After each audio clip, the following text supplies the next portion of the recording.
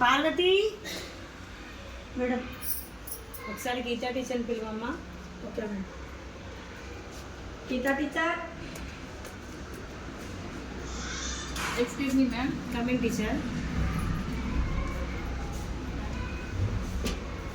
Teacher మా బాబు బుక్లో నేను ఈ ద్వాదశ ఆదిత్యులు ఎవరు ఎంతమంది అని క్వశ్చన్ ఉంది. ద్వాదశ ఆదిత్యులు అంటే ఏంటి టీచర్? ద్వాదశ అంటే 12 మ్యామ్. ఆదిత్యులు అంటే సూర్యుడు, 12 సూర్యుడు.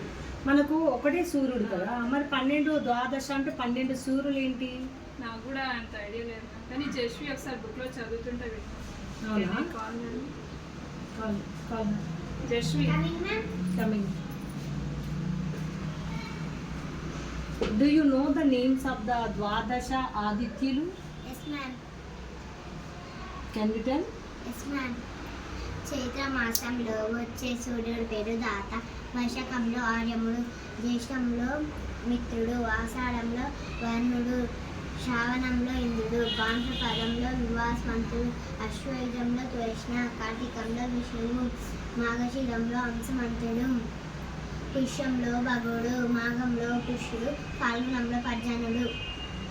కరెక్ట్ కదా. అసలు అంటే ద్వా అంటే 2, దశ అంటే 12 అంటే ఒక్కొక్క నెలలో సూర్యుడు ప్రవేశించి పేర్లు అన్నమాట. చైత్రమాసంలో సూర్యుడు ప్రవేశించిన పేరు దాత. ఓకే కదా, చాలా చక్కగా చెప్పింది జస్వి. సూపర్ నాన్న. Thank you ma'am. వెళ్దాం.